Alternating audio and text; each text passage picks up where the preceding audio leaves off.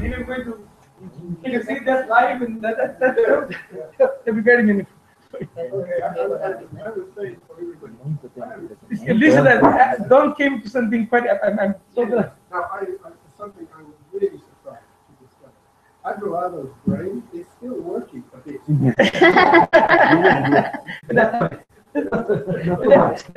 That made me very, very happy. There's a risk, I mean, of works, but probably is really methylated.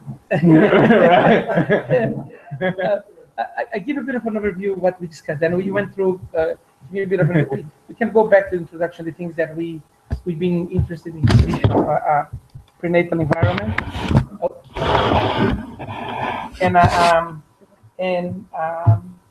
I basically framed then the question of when it comes to the prenatal environment, we have an adequate type of toolbox or methodology to assess whether or not it's being challenged above the capacity of animals to adjust.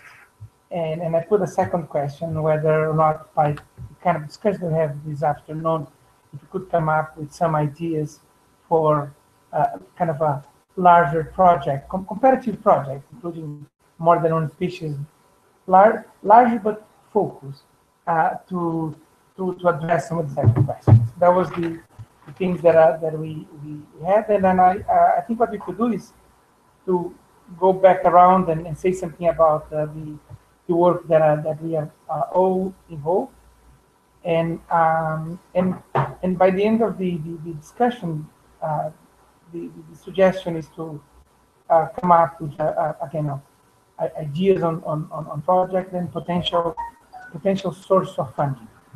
And I had a really nice time with them in a PhD defense in Uruguay, and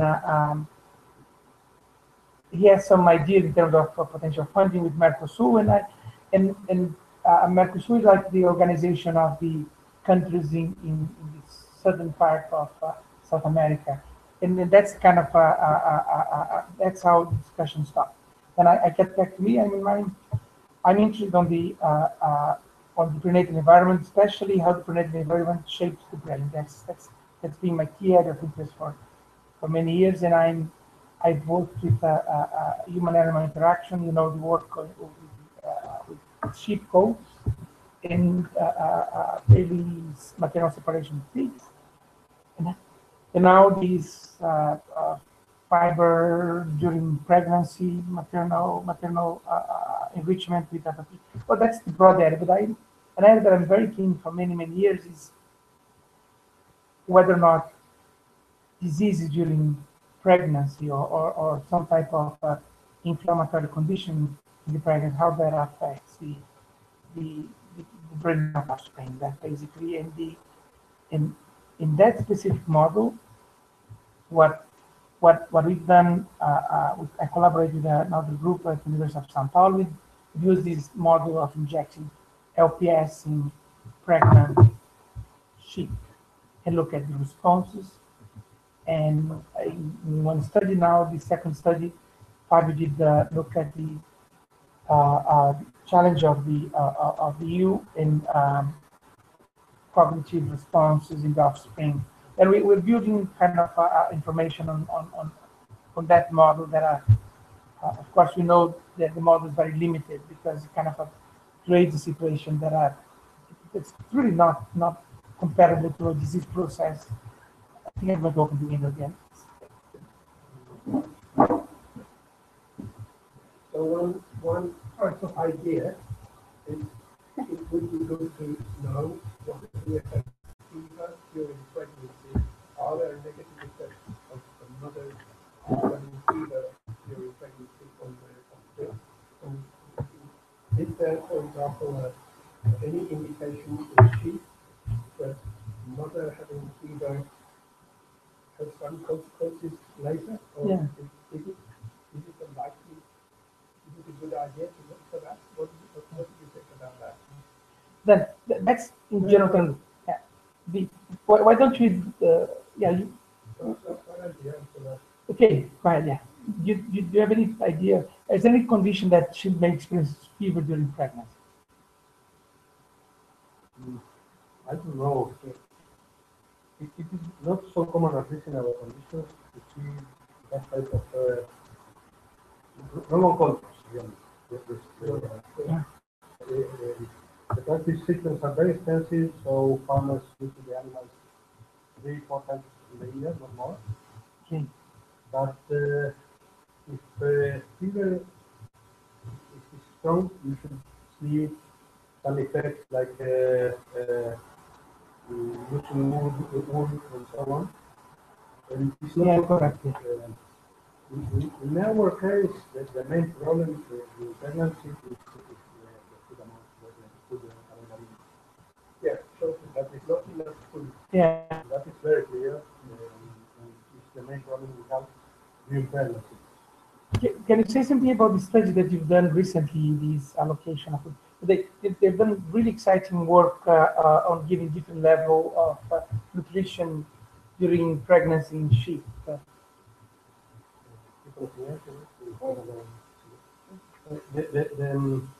The general work, we are part of a big group that's working together in different aspects of this. People from the agronomy faculty, veterinary faculty, and I think but with different backgrounds. So uh, in our productive systems, she usually doesn't receive any supplement, or just sometimes receive some supplement, but very close to population, not during most expectations. And depending on native fasting availability, and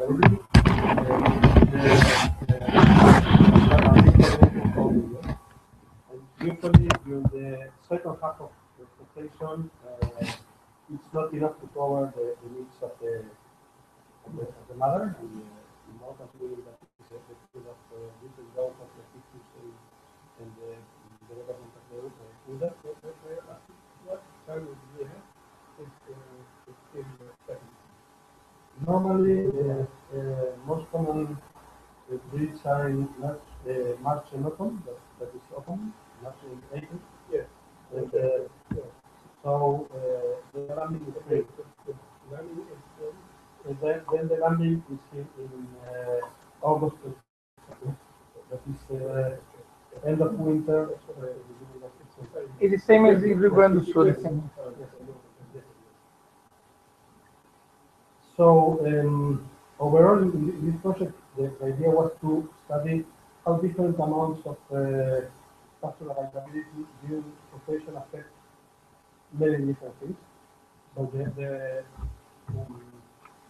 we the whole group did some different studies, different amounts through all preparation of the different periods of the rotation. But only grazing without or supplements is just at the last part to avoid toxemia and avoid mortality caused by the situation, but not more than that. And then we did very different outcomes. Aline can talk later, maybe that she worked more in what happens with the new land born and the development of the land until winning. There are another group of studies on meat development and quality of the meats, so muscles, including some histological and molecular approaches. That is part of another student PhD thesis. Then we also studied with people from the medical faculty. What happens with the adult animals that were landed from different situations during the competition or in their blood flow distribution? You understand? Yeah. So we observed that when they are almost 3 years old, those that were originally landed by humans that have poorer factor allows the infiltration, has lower blood flow to the encephalon.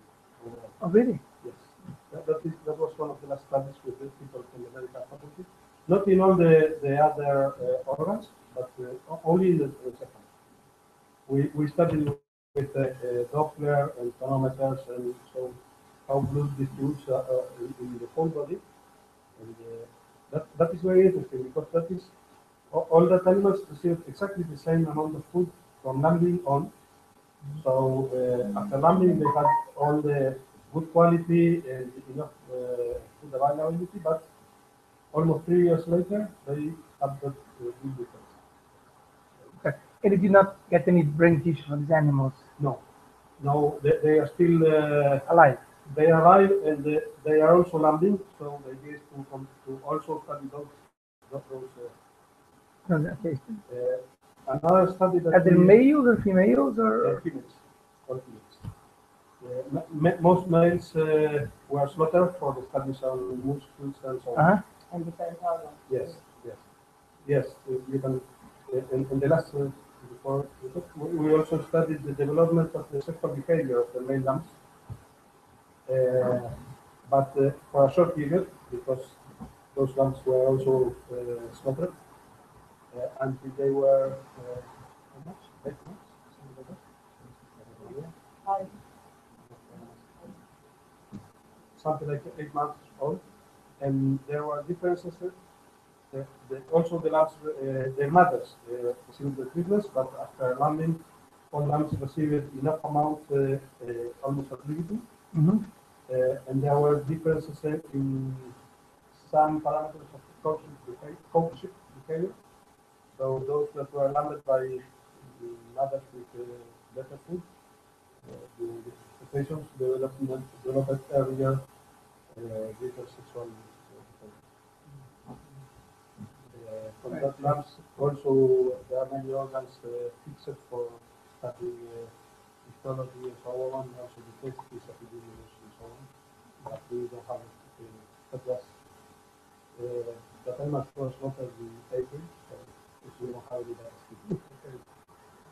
Very sad.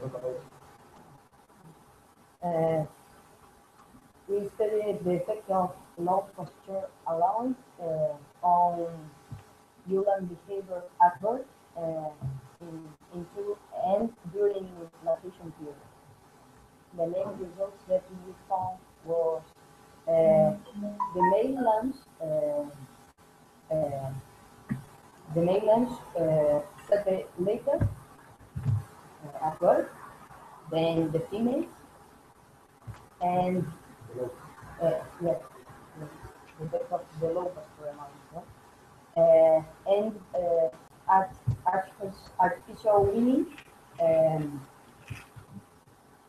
the lambs here by the use that grazed on low pasture allowance during pregnancy presented a low stress response at artificial weaning at 2 months of age.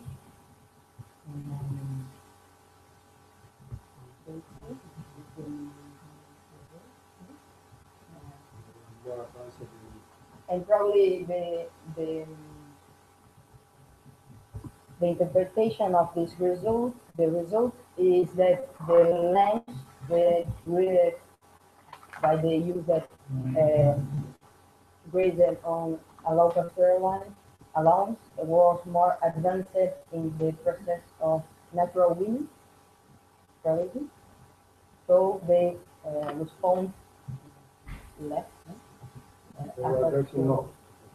Yes. They were aggressive more before that they will. No, aggressive. Great. Aggressive more time. So probably they were more advanced. And yes, and we also said how the male fetus prioritize the development of different organs. We found that the male lambs prioritize the development of brain and heart, instead of other organs like muscles, skeletal muscles, and external genitals.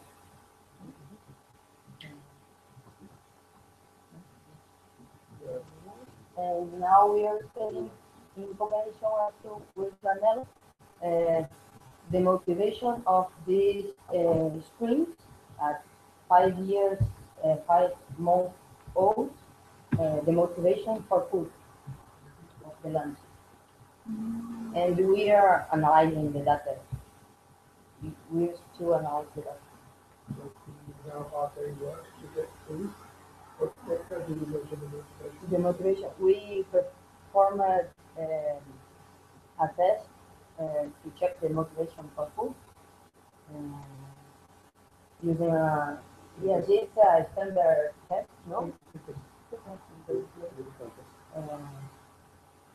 One of these tests was a standardized test, no? They using There was Yes. three things.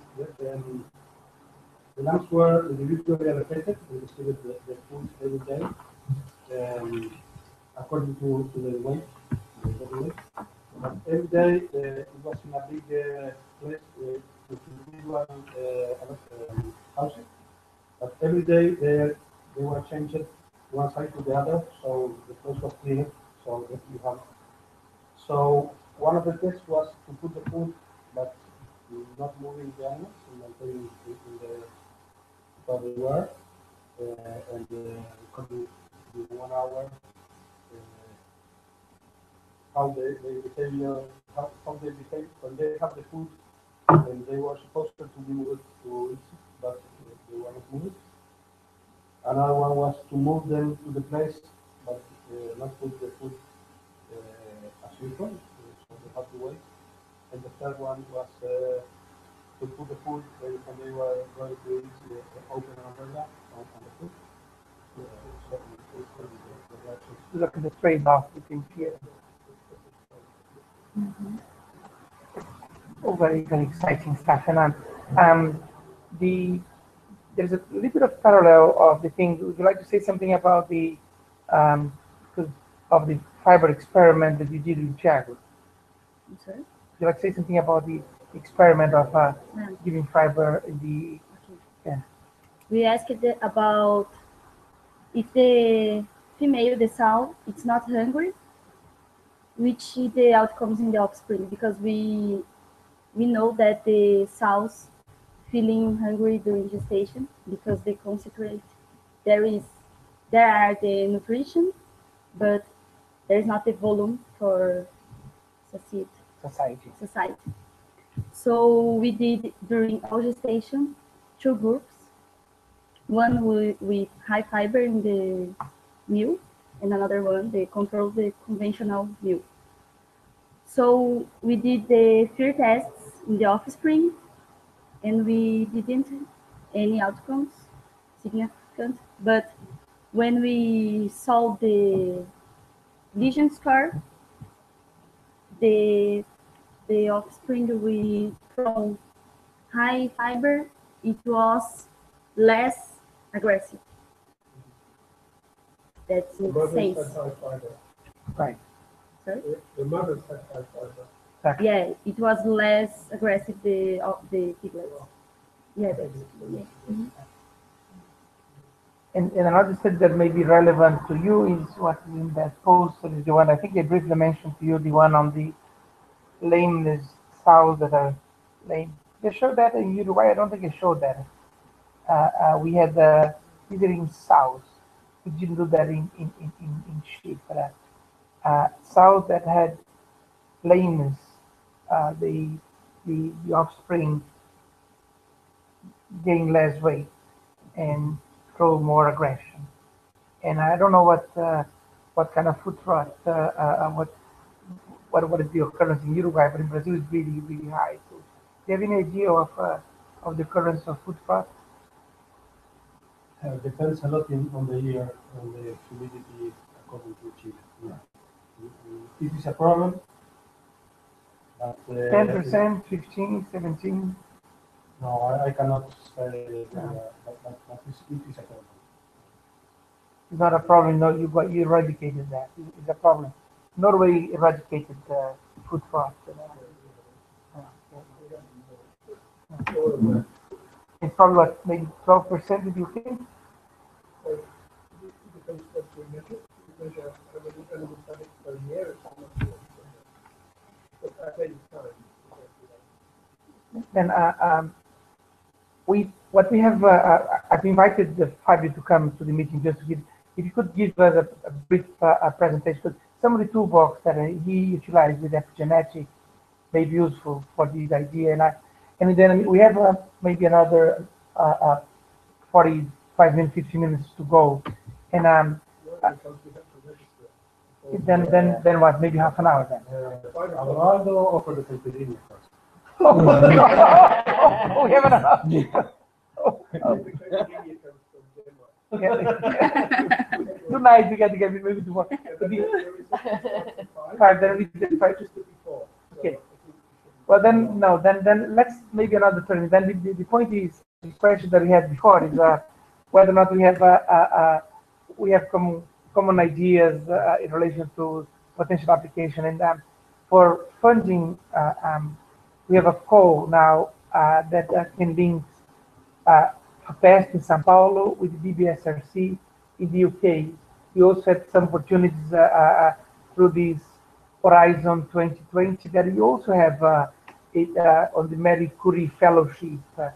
And what we want to finish the discussion today is with the idea of setting up some type of joint project. And the reason why SHIP becomes so relevant to my program is because I'm part of a very large project in Brazil with focusing on the southern part.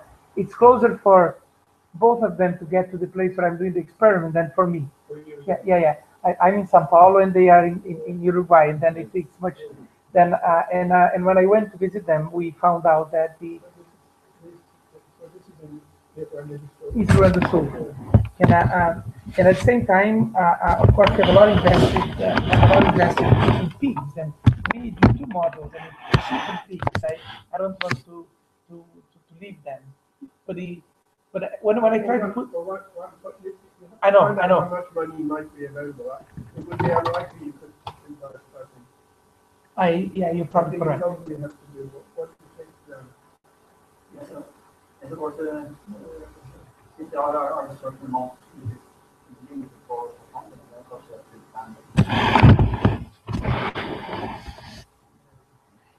I mean, if I need to choose right now, I mean, probably sheep would be my favorite model because we know much less. No. But I know, I'm disappointed. I know, but we see. I still think that we remember when we started writing this grant application for the AUIN, we start very big and then became more. I like to see a project put together, and if the model is focused on survival, and I don't know, maybe one of the countries does the work on sheep and the other doesn't pig. I don't think we can. I don't want to disappoint you. Thiago's listening too. Oh, Thiago, I apologize, Thiago. And people get really attached to it. But then in a sense, to me, I mean, the idea of developing tools to get more resilient offspring is still central to what I like to do. And eventually I'd like it to be more of comparative nature, because it really depends how much money you have. Because if you're able to latch into some significant funds, species, and if the question is well developed, I mean, I think species are not kind of limited. It depends very much on the kind of on how the question is developed. But I don't think we can survive on a production with over 30% of mortality of the young. There's no way. And Rodolfo brought to my attention also that some studies in Uruguay demonstrating that some behavioral abnormality in the offspring that end up dying. We work on one of your collaborators in Uruguay that did some work on the offspring of in the offspring of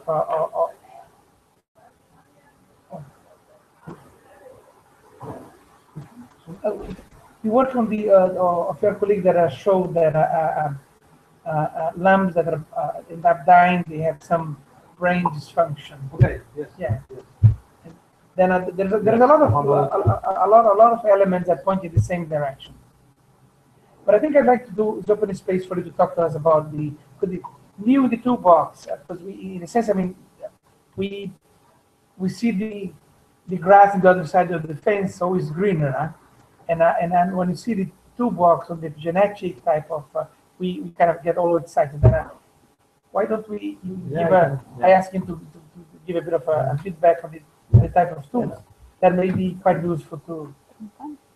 Shall I let him to give this 15 minutes talk on the? Ricardo, it's not working enough to open like a thematic project in capacity. Yeah, absolutely. Yeah, because it's. I think Do you have thematic project? Sure. I do not have like. So you can open. Yeah, and FAPESP has this potential possibility to do a thematic project, and it's a really large sum. Large for us. I mean, we're talking about almost. It can be actually 2-3 million reais.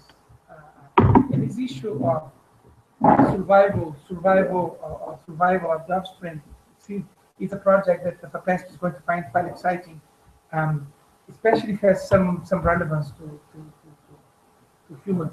I'm quite fascinated by this issue of blood flow to the brain 3 years later on maternal feature of the life. The phone maybe.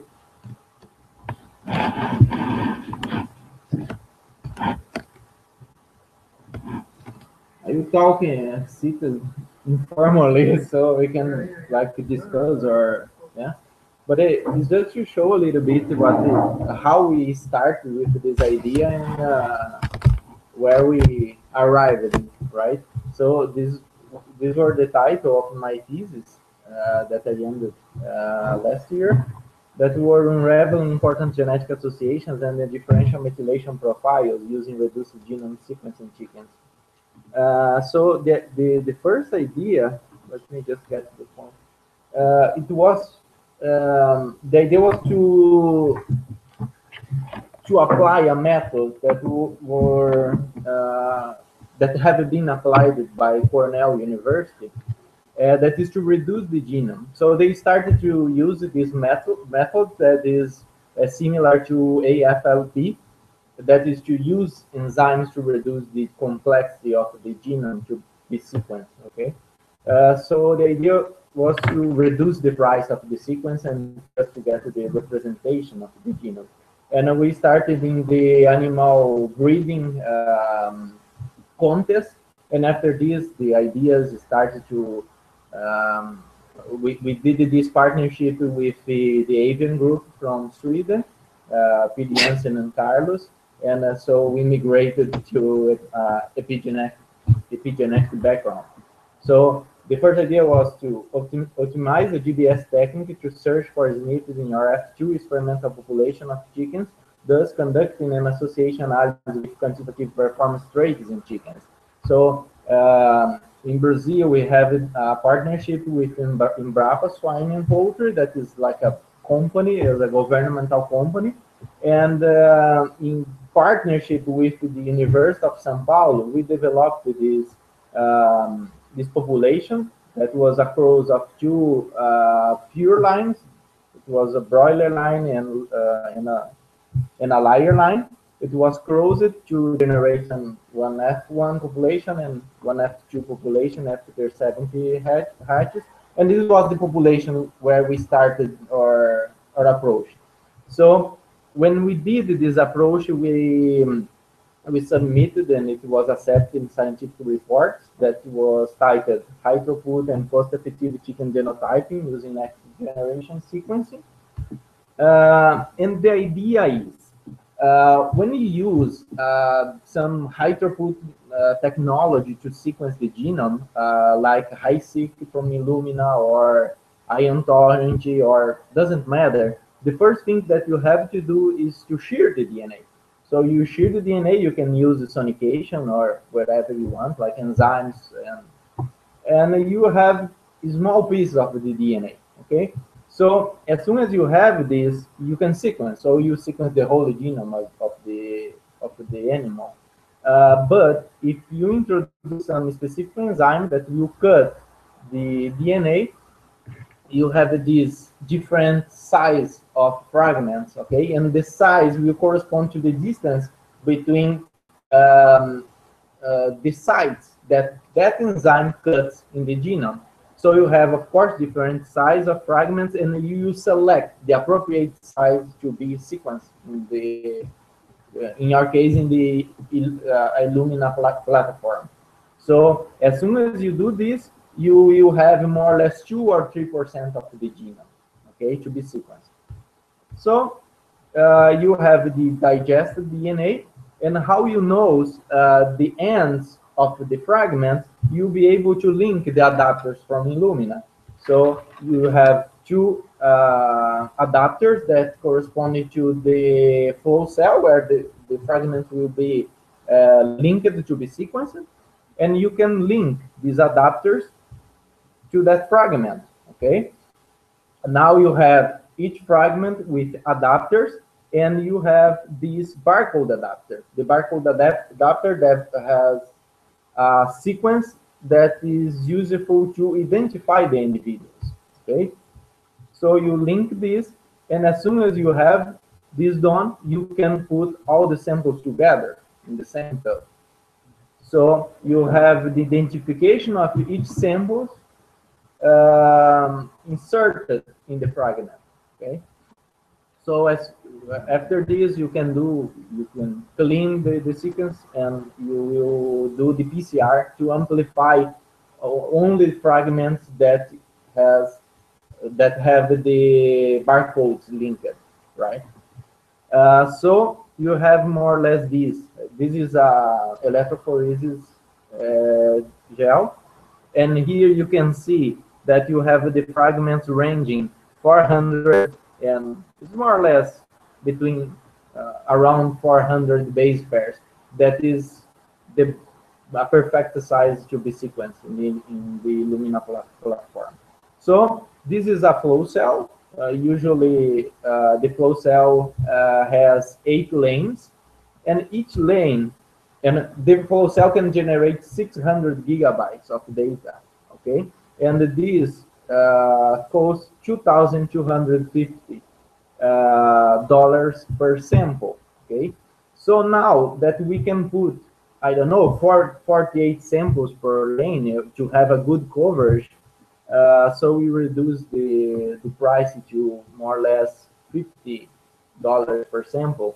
And the last experiment that I did, I put 70 samples, and worked really well, because we are improving the technique to avoid dimer adapters and these things that you just sequence trash, you know. So we improve it to have a good result in your approach. And this graph is interesting to show here the number of fragments generated by the cleavage with ES1 that we can see here in red, and here is the length of the fragment. So we can see here that when we cleave the DNA with ES1, we have these short fragments in a high amount, and this reduce. Okay, so this is a good enzyme to choice to cleave the chicken genome. And when we look for the SB1 is another enzyme, you can see that is not a good enzyme to use in this experiment, because we have not so many fragments in this range. Okay, and here in green is the in vitro results. So it's just to show that after we did the approach, we reduced the amount of the big fragments and a little bit of the small fragments. Okay. So we detected, first of all, we were looking for SNPs, single nucleotide polymorphins, to check these genetic variations. Okay, and we identified more or less 70,000 SNPs. Okay, so so we did this technique that were simple, fast, specific, reproducible, and flexible. And this technique were useful to genome-wide association analysis because you can increase the number of samples to be sequenced. Okay. So we published this paper applying the GBS to genome-wide association study for performance traits in chickens using genotyping by sequencing. So going back to the first paper, okay, when we did the annotation of the SNPs, and we compare it with another approaches that uses like the SNP panels. I don't know if you are useful with this this is SNP panels, and but in the market we have panels of SNP that is like a map when you can genotype your samples, and the price is lower than the sequencing.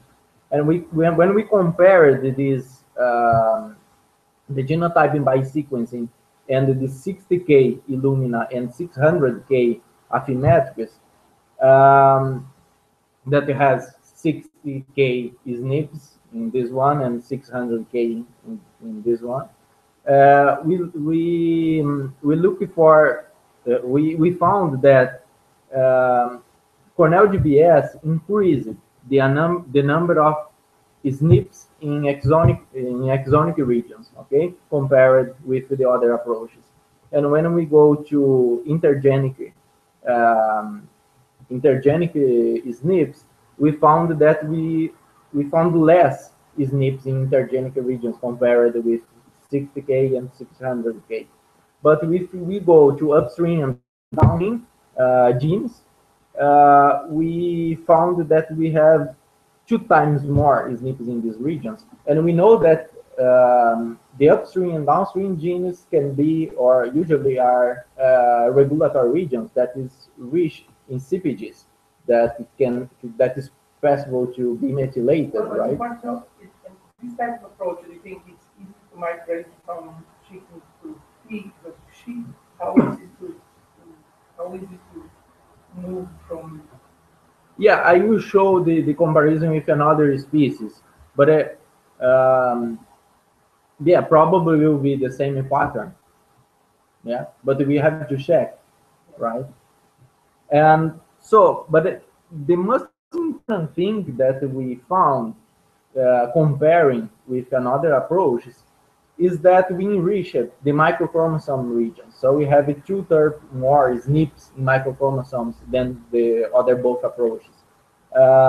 And the interesting is these microchromosomes have 2 or 4 times more genetic regions than macrochromosomes, and these regions are CPG has high CPG content. So here is the point that we started to think about to apply in the methylation studies, because as I told, when you work with the genomes, you have this problem to sequence the whole genome of the animal because it's really expensive. So we reduce, okay, to sequence just part of the genome. But when you do the methylation, you know that mammals have more or less 15% of the genome methylated. It's still really expensive to sequence the whole methylome of the animal. So the idea was to mix both approaches, okay, to reduce it with the enzymes, and now with the enzyme that now we know that enrich CPGs, and to do the immunoprecipitation to get only the fragments that were reduced and enriched and methylated because it were immunoprecipitated using antibody. Okay, so we enrich the CpG, and after this we compare the treatments.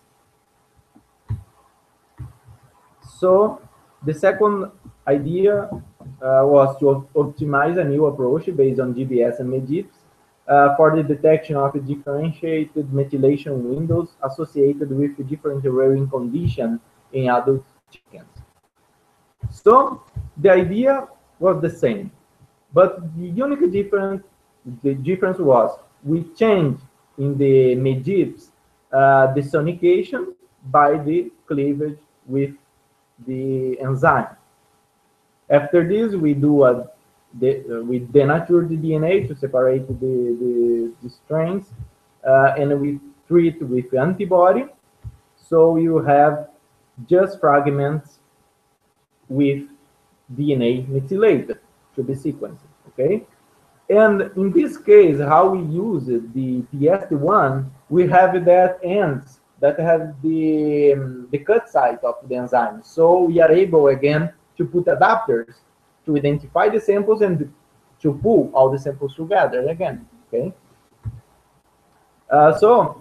Just to show, we did this just to look for the background about what we have. So when you go to the whole chicken genome, we know that the whole chicken genome has more or less 1.07 billion of base pairs. When we reduce using the enzyme, we will get more or less 22.8 million to be sequenced. And when that is more or less 2% of the genome, only 2%. And when we do the GBS plus MEDIP, so we will have 0.70 more or less.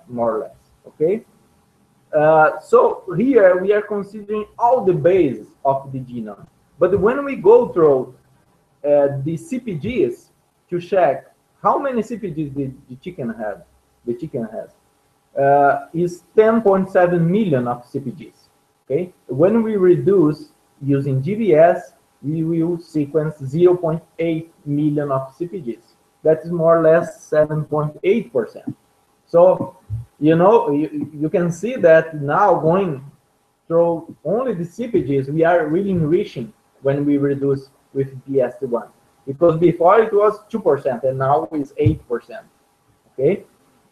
And when we do GBS plus MEDIP, of course, we will immunoprecipitate the methylated DNA, so we will have 5.4% of the genome. That is 2/3 more or less. Okay.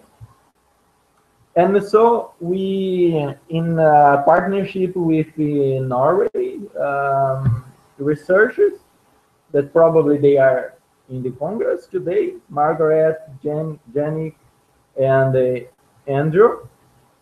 We applied this methodology for the first time in this epigenetic study that were titled "Epigenetic Marks of Rearing Condition Detecting Red Blood Cells of Adult Hens." So the idea of this paper was to, okay, now we can reduce the genome, we can like look for the backgrounds of epigenetic markers, but which cell we will use? Because we know, I don't know how you are, how you know about the transcriptomic project, but always is a problem to reproduce the methodology, because usually, I don't know, if you test like a muscle, the muscle have different cells, and if you treat to different conditions, you can change the proportion of the cells. So how can you say that is, how can you differentiate if it's the proportion of the cells that is changing or the expression of the genes? So in our case, we have the same problem. What is the best tissue to work?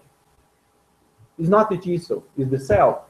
If you have only one type of the cell, is the best to use. So how chickens, birds have the blood, the red blood nucleated, so you can isolate it. Just you use centrifuge and you can isolate the red blood. So you have just a unique type of cell to be measured. So your idea is how, when the animal is submitted to a condition, the cells of these animals will be methylated. We don't know exactly, we know how it happens, but we don't know which part of these methylations will be passed through another cells, or we will have a transgenerational effect. But we know that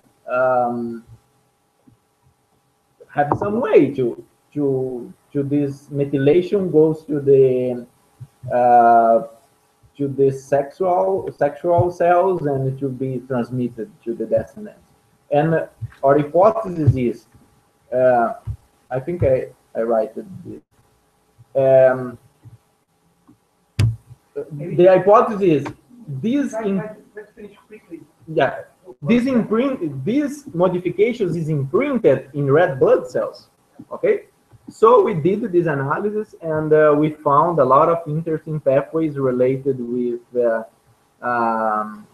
mainly related with immune system response. So I have a lot of different pathways here, and some signal transduction like G protein activation, activation of the phototransduction cascade, and another pathway. So we found something. So we have like a proof of concept that that our approach is working. Okay, so just to finalize, the entire immune system response can be imprinted on the epigenome of red blood cells after the animals are conditioned to a specific stress at their creation, and this may affect the function of the biological process, such as the immune response, perhaps permanently, we don't know.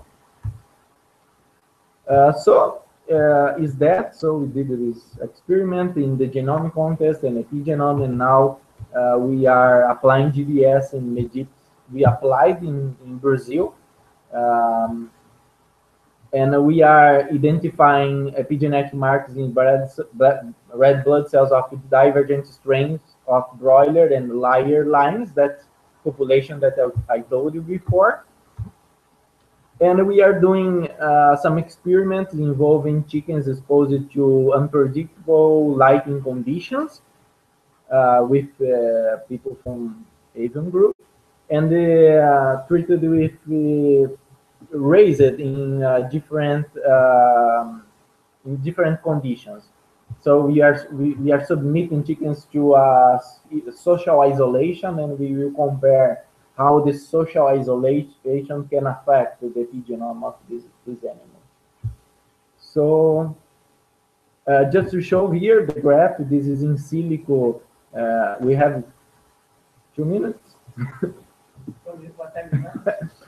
It's just to finish. Okay, so I did in silico digestion using PS1 to different species like Canis familiaris, Gallus, Homo sapiens, and Mus musculus. And no pig, not yet, but probably will be the same. And we can see that the standard of digestion is really similar between. Of course, the size of the genome is different, but the standard of these fragments around the 500 base pairs is more or less the same. So we are applying this methodology in partnership with the Asian group in Sweden, using Canis familiaris. And now, in 15 days, I will try to apply in Homo sapiens to check if it will work. So. And the humans, what kind of condition are you? We have patients of that had cancer and that were treated to the cancer. So it's really interesting approach to apply.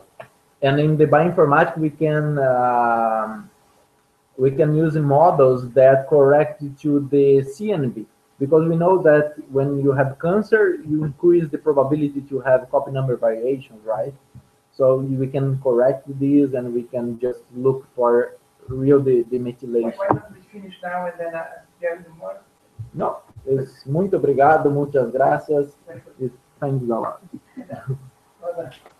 And I didn't put in Danish. I don't know. And the follow-up is that Taxonomic? No. Patricia is already at the same lab where Patrick work, and Patricia some brain samples of pigs that are offspring of sow raised in the environment, in Greece or not in Greece, and showing behavior abnormality or not, and they go to apply these methodologies. Example again, if you like say something on this, but basically she's there. I told You already said. They've not been. But anyway, well, they did apply quite a simple box now for pigs, and eventually sheep and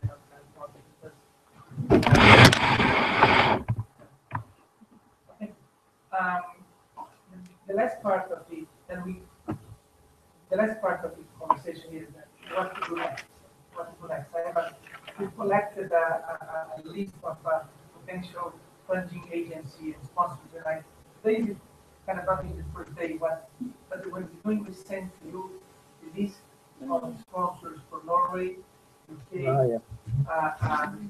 don't have much information for that on Zoom. You didn't find much. Then we. Yeah, theoretically. What is the funding for this sort of thing? No, they're not funding for much. No. But There are some capacity, yes. There are some projects from collaboration in Mercosur that only support drowning. And drowning is not very expensive in between Uruguay and so it's And what shall we do next? I mean, is there a possibility that late in the week we can sit for a beer or a coffee or something like that, to especially I can just what we have been discussing with Fernando. fantastic.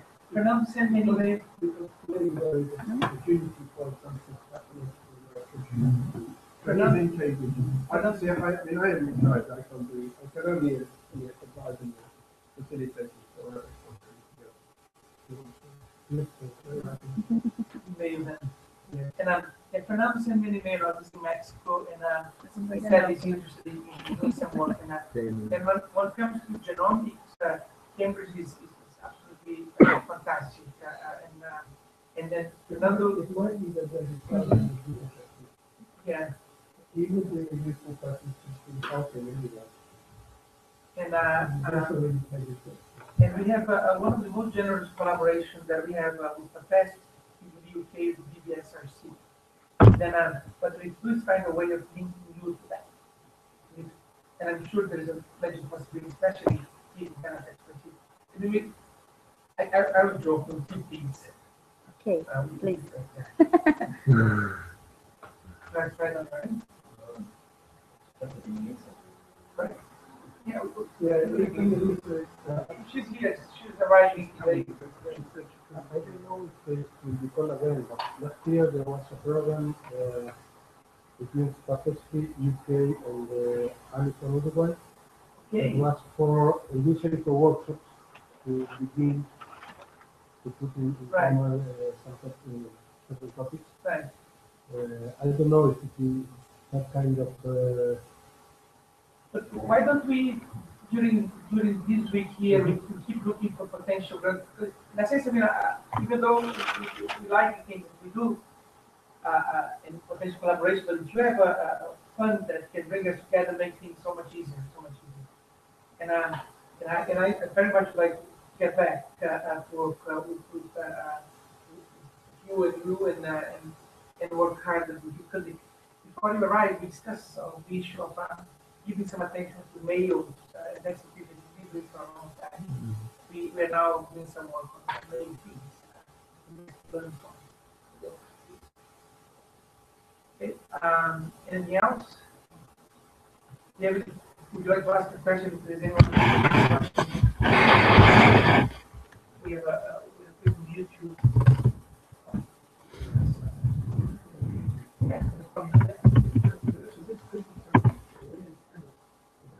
It's going to be. It's going to be. It's always going to be. You're going to do your routing now? Yeah, exactly. And I think the issue is the issue is important to identify and Norway, I downloaded the specific project. Norway did a phenomenal piece of work looking at Brazil and the research in Brazil, and the document is really nice. It's one of the nicest that I shared with you where they look to the areas of expertise, potential, and also the bottlenecks to cooperate with Brazil. And our Minister of Science and Technology was in Norway 2 months ago. I think, as far as I'm concerned, we any questions? There's no question. Thank you. Well, thank you very much, and we keep in touch. And you two know how much I enjoy talking to you. I appreciate that you came and discussed. And you two are in my list, and you too. We are going to basically work through this idea. And mortality, because the issue is it becomes such a nonsense. Why are these kind of changes making the offspring so vulnerable? It probably makes sense in the sense of makes sense because of the lack of resources and the decision not to keep the offspring. But it's quite that complex, and 30% is too much. Then the model is a model of real extreme. Well, thank you all. I